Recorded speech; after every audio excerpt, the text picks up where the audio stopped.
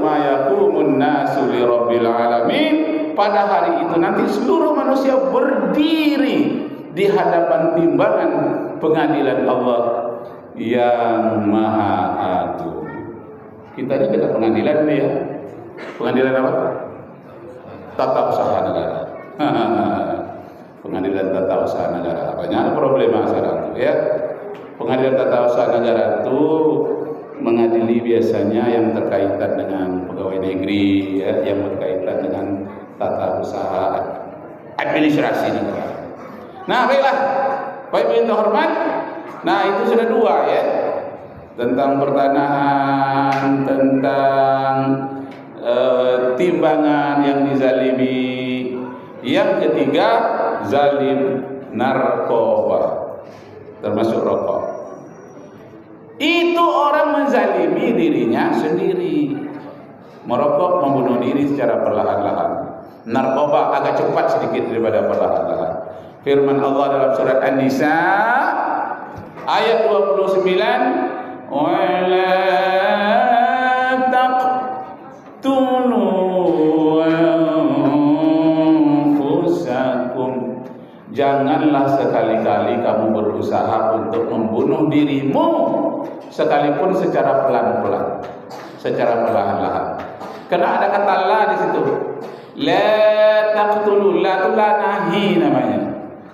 Nahi itu artinya larangan. Jadi menurut kaidah fikih, usul fikih, al-aslu fin nahyi litahrim. Asal dari segala larangan di dalam Al-Quran itu hukumnya haram. Asal ada larangan itu haram. La taqtulu anfusakum, jangan sekali-kali kamu membunuh dirimu. Itu membunuh diri itu artinya haram, baik itu secara cepat maupun secara perlahan-lahan. Wala taqtulu anfusakum, jangan sekali-kali kamu membunuh dirimu sendiri, baik dengan nikotin maupun dengan morfin, dengan narkoba, minuman keras, entah apa lagi, itu haram hukumnya.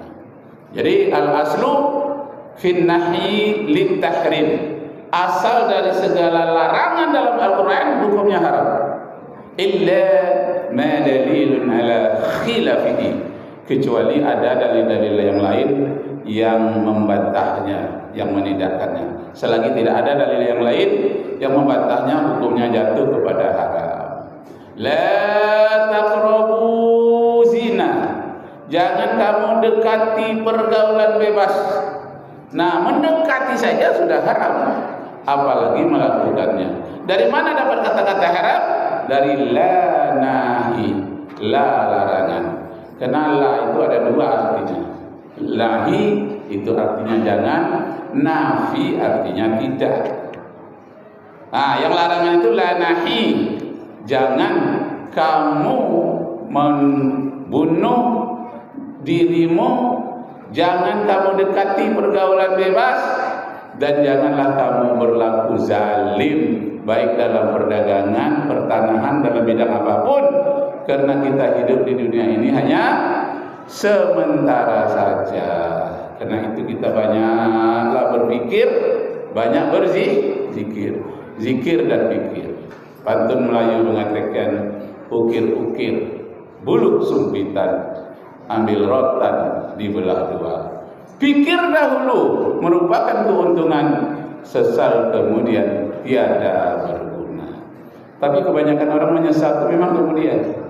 Apa katanya menyesal?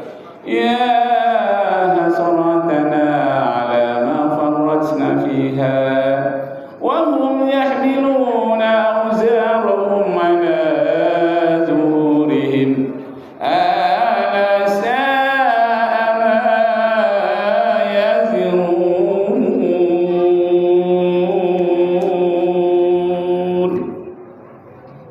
Oh ya Allah, besarnya penyesalanku ya Allah. Rupanya hidupku yang sebentar di dunia ku rasakan lama hanya sia-sia saja. Di saat itulah dia harus memikul dosa-dosanya di atas punggung mereka. Kezaliman yang dia buat dia pikul dosanya di atas punggung mereka sendiri. Alangkah jeleknya, alangkah buruknya apa yang mereka berbuat. Pak Ibu, besok kita kalau masuk di dalam kubur, gelap semata-mata, nggak ada lampu di dalam kubur. Ya Bu, ada orang mati mau lampu ke dalam kubur? Enggak ya? Enggak ada, gelap di dalam kubur. Di saat gelap, nampaklah bayang-bayang dua makhluk, antara jelas dengan tidak. Baunya sudah terasa busuk, bentuknya nampaknya buruk, ada bayang-bayang sedikit, sehingga ketakutan menjadi-jadi di dalam hati kita. Ya Allah, apa ini, bau sangat busuk, bentuknya sangat buruk, apa ini ya Allah? Ketika kita menyebut seperti itu, datang dua makhluk ke dekat kita. Hei, apa yang kamu panggil-panggil? Kalau memanggil Allah itu waktu di atas dunia. Kalau sekarang, terlambat sudah kau datang padaku. Terlambat sudah untuk menyesal. Nah iya, aku menyesal sekarang. Sekarang aku tanyakan kepadamu, siapakah kamu makhluk yang menakutkan ini? Oh, ingin kenalan ya katanya. Baiklah, sebelum kita kenalan, kamu dulu tundukkan punggungmu. Kamu berjalan atas 4 kaki, tangan kamu di depan, jadi kaki kamu di belakang. Ayo jalan, dipukulnya. Mau tidak mau, betapa beratnya kita berjalan karena dosa. Setelah berjalan sedikit, dua makhluk tadi duduk di atas punggung kita, lalu dipukul. Ayo jalan terus.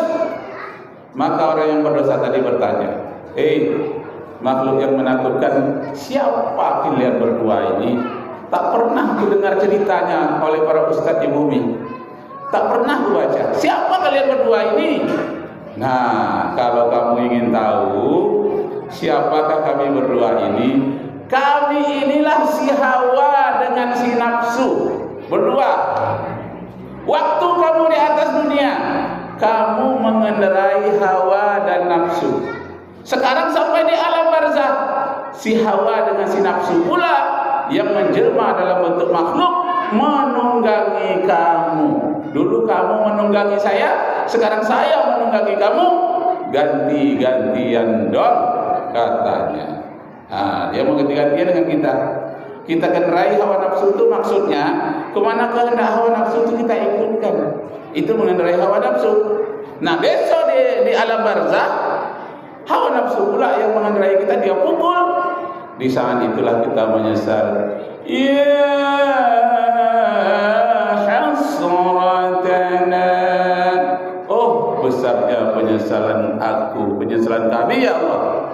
Nah waktu itulah dia dikatakan wa hum yahmiluna auzarahum ala zurihim. Mereka dipaksa memikul dosa-dosa mereka di atas punggung mereka sendiri. Ala sa'ama yazirun.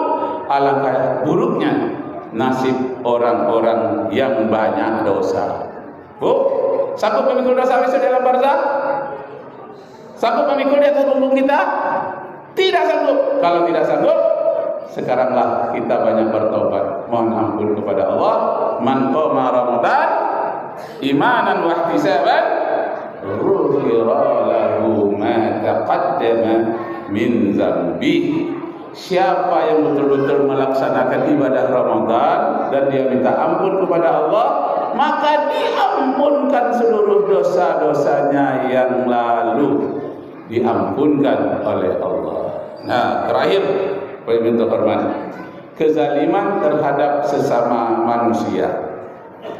Zaman jahiliyah banyak wanita-wanita yang dijual, Bu. Sama dengan zaman sekarang. Ada itu bagian penjualan wanita. Katanya akan dikerjakan di restoran di Singapura. Akan dipekerjakan di tempat yang indah, yang bagus-bagus di Tiongkok, di Taiwan. Tahu-taunya dijual. Dijual itu kadang-kadang harga dirinya, dan ada pula yang dijual itu ginjalnya, matilah dia. Diambil jantungnya, diambil paru-parunya. Masya Allah, melebihi daripada kezaliman zaman jahiliyah. Kalau zaman jahiliyah, zalim terhadap anak wanita itu dikuburkan ke bumi. Kalau sekarang dipreteli ginjalnya, harga 2 miliar. Dipreteli paru-parunya, jantungnya 3 miliar. Kornea matanya 2 miliar. Dipreteli, pencurian manusia terhadap manusia. Masya Allah. Di zaman jahiliyah dikatakan wa idza busyira ahaduhum bil untha dhallu wajhuhu muswaddan wa huwa kadhib. Dalam berdagang dari satu negeri ke negeri lain, di Arab dapat beritalah, hei, anak ablah lahir, apa orangnya pedusi, merah padan wajahnya. Atau dia kirim surat kepada istrinya, kuburkan saja anak kita. Karena atau dia setelah pulang nanti dari perdagangan, mana anak kita itu, dikuburkannya dalam tanah hidup-hidup. Amyadusuhu fiturabi ala sa'a ma yahkumun. Atau dikuburkan saja anak itu ke dalam tanah, alangkah jahatnya hukum yang mereka perbuat. Bapak Ibu saudara-saudara sekalian, sekarang zaman jahiliyah modern muncul betapa banyaknya puluhan ribu anak Israel yang dipreteli jantungnya, anak Palestina oleh orang Israel bersama dengan orang Amerika, dijual ke luar negeri. Itu kubur yang sudah dikuburkan 1 jam masih bisa dibongkar lagi, jantungnya masih panas. Diambillah jantungnya, diambillah paru-parunya, apalagi ginjalnya. Na'udzubillahi min zalika, kekejaman yang luar biasa. Sudahlah dia diusir dari tempat tinggalnya, masjidnya dibom, tempat berlindung dibom. Nah, sudah dia mati, dipotong-potong lagi jenazahnya, diambil bermacam peralatan yang bisa diambil, dijual. Na'udzubillahi min zalika. Ya Allah, ya Rabbana, janganlah bencana diturunkan kepada negeri kami, negeri-negeri yang lain yang zalim-zalim itu. Doa kita, walau anna ahlal qura amanu wattaqau la fatahna alaihim barakatim minas samai wal ardh. Mudah-mudahan bumi kita ini mendapat berkah yang turun dari langit dan diterbitkan dari bumi. Wabillahi taufiq wal hidayah. Wassalamualaikum warahmatullahi wabarakatuh.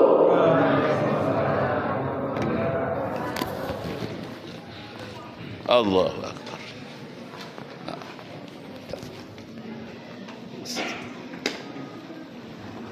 Astagfirullah. Terima kasih kepada Ustaz yang telah memberikan keterangan banyak di semua. Semoga kita dapat menjadi hikmahnya dan semoga kita teruskan